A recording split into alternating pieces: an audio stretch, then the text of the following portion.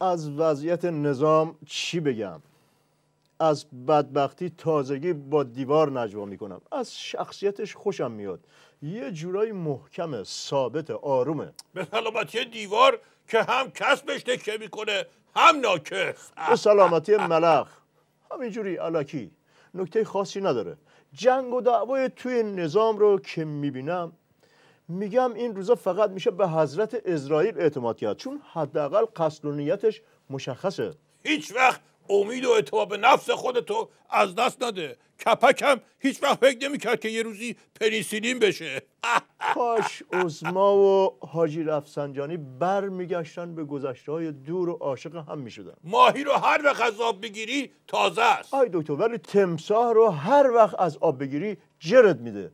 به هر حال وارد بحث میشیم در مورد موانع مذاکرات هسته‌ای که امیدوارم از سر راه برداشته بشن، چون خر نمیتونه مثل اسب از روی موانع بپره. دکتر، این همه قیقاش تو سیاست خارجی چیه؟ یه روز فحش میدیم به اوماوا، یه روز قربون صدقه میریم که برو جلو کنگره واسا، یه روز دیوید کامرون رو میمالونیم، امروز بهش میگیم چاکرتیم، نوکرتیم. اینجوری بسیجیای بدبخت گیج میشن ها. گیجیشو مهم نیست. مثلا بسیجی قبلش گیج نبوده، همچی میگه. این توهین به شعور بسیجی هست. کدوم شعور قبل برم؟ تو میدونی فرق بسیجی با شعور با عجایب هفتگانه چیه؟ عجایب هفتگانه بالاخره هفتاش پیدا میشه، ولی بسیجی با شعور پیدا نمیشه. قربون آدم با شعور. ولی خب حالا این وسط یه مشکلی هست. بلا تکلیفی عظما که این جام زهره رو تا ته بره بالا یا نه، این بدبختش کرده. مرحوم ابوی همیشه میفرمودن بزد بهادر. عرض میکردم بله، میفرمودن که تو سربازخونه گروبانه هگو به چپ چپ به راست دید مشنگه تکون نمیخوره. گفت تو چرا دستوراتو اجرا نمیکنی؟ مشنگه گفت قربان شما اول تصمیمتو بگیر بعد من انجام میدم. روشن شد یا همچین بزنم که به چپ چپ بشه اینجا.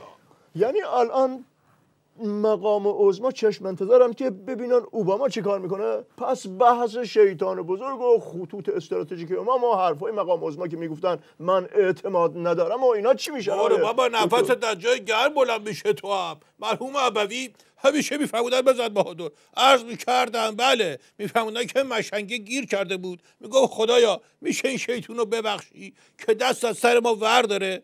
اونم یه اشتباهی کرده، بالاخره به ما سجده نکرده، ما بخشیدیم، شما هم ببخش. خیلی اذیت میکنه، پیشنهادای خوبی میده، نمیشه رد کرد. روشن شد یا همچین بذارم که سجده کنی اینجا؟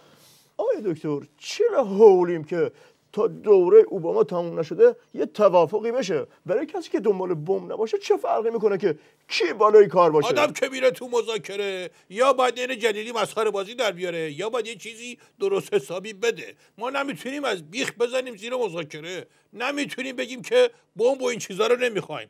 حفاظت استراتژیکی ما خب با بمب اتم دیگه. به مشنگه گفتن که زورت به چند نفر میرسه، گفت آجر به اندازه کافی باشه، تعداد مهم نیست. هر کاری کردیم همین الان کردیم، بعدش بی‌اختیارتر از این حرفا میشه. پس پیش بینی‌های دکتر در مورد مذاکرات هسته‌ای چی شد؟ همینجا بگم که ما در جریان مذاکرات هسته‌ای فهمیدیم که همیشه پیش بینی‌های گوهربار مقام عظما رو باید واقعا قاب بگیریم. چرا؟ چون همشون عکس از آب در اومدن. آی دکتر، اشکال از تیم مذاکره کننده است. ظریف با اون ریش بلا تکلیفش بس نیست، این عراقچی هم ضمیمش کنیم بفرستیم که چی؟ همه میفهمن که دستمون خالی است. اتفاقا خیلی هوشیارانه است. میخوایم بفهمن که دستمون خالیه، نترسن، بیان پای ادامه بحث، ولی خودمونم چیزی نگفته باشیم که فردا این 4 تا دلواپس دیگه هم اینجا از دور عظما نریزن. مرحوم ابوی همیشه میفرمودن بزن بهادر. عرض میکردم بله، میفرمودن که یکی رفت سبعک بخره، فروشنده گفت از 1000 تومانی داریم تا 1,000,000 تومانی. بعد طرف گفت 1000 تومانیش چطوری کار میکنه؟ فروشنده گفت اصلا کار نمیکنه، فقط مردم با دیدنش بلندتر حرف میزنن. روشن شد یا همچین بزنم که بلندتر حرف بزنی؟ آیه دکتر، ما دل تو دلمون نبود که تیم مذاکره کننده یه وقت نره بایی بده از اینی که هستیم بدبخترمون بکنه. خبر نداشتیم که اصلا دارن میرن واسه همین کار. مرحوم ابوی همیشه میفهمودن بزن بهادر. عرض میکردم بله، میفهمودن که مادره گفت پسرم من دارم میرم خرید، حواست باشه یه وقت دست به کبریت نزنی ها. پسره گفت نه مامان جون من خودم فندک دارم. آی دکتر، این ظریف هم آبروریزی رو انداخت وسط مذاکره. کری یه روز رفت پاریس، ظریف هم رفت دنبالش، گفت تو رو خدا اینجا هم با من قدم بزن. نمیشد خبر مرگش بره با یکی دیگه قدم بزنه، آبروریزی رو اندازه. الان همه میگن مثل سگ موس موس کرد دنبال کری. هدف قدم زدن نبوده که، هدف همون موس موس کردن بوده. از قدیم گفتن کبوتر با کبوتر، چیپس با ماست. مرحوم ابوی همیشه میفهمودن بزن بهادر. عرض میکردم بله، میفهمونن که یارو رفت به یکی گفت آقا من غریبم تو این شهر، تو رو خدا 1000 تومان بده برم ناهار بخورم. یارو گفت پول نمیدم ولی میبرم برات یه پرس غذا بگیریم. طرف گفتش که نخواستم گدا، امروز واسه 1000 تومان تا حالا 6 دفعه ناهار خوردم.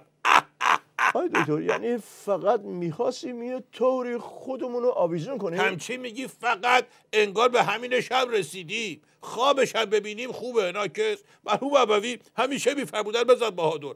عرض کردم بله، میفرمودن که تو کلاس به پسره گفتن بزرگ بشی میخوای چه کاره بشی؟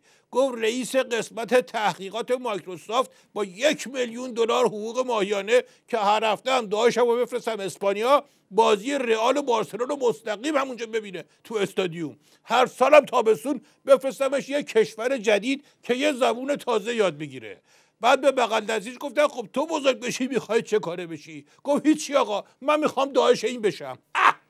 آی دکتر، در مورد آرژانتین نه ولش کن، وارد این بحث اینجوری نشو. ولی آخه دادستان بهت میگم فضولی نکن دیگه. تو یه سری بحثای نظام فضولی موقوفه. پسره تو تاکسی 2-3 تا شکلات پشت سر هم خورد. مرده که کنارش نشسته بود گفت این همه شکلات برای دندونات ضرر داره. پسره گفتش که با بزرگم 135 سال عمر کرد. مرده گفت با خوردن شکلات. پسره گفت نه، با فضولی نکردن تو کار بقیه. آی دکتر، اگه من استراتژیست نشدم به خاطر اینه که از ارتفاع میترسم. درست ربطی نداره ولی فعلا این تنها دلیلمه. آی دکتر، بحث پایانی. بحث پایانی.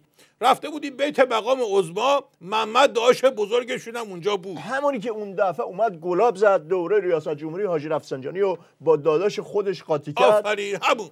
تا دید به من میگن دکتر، گفت ببین دکتر چه کار بکنم که عمرم طولانی بشه؟ گفتم بیشین تا اوضاع استراتژیکی نظام و همچین برات خوب و تر و تمیز تصویر کنم. گفت یعنی اینطوری عمرم طولانی میشه؟ گفتم نه، اینطوری فکر عمر طولانی از کلت میپره. قصر رویاهات تبدیل میشه به یه همکف 40 متری، اونم شریکی.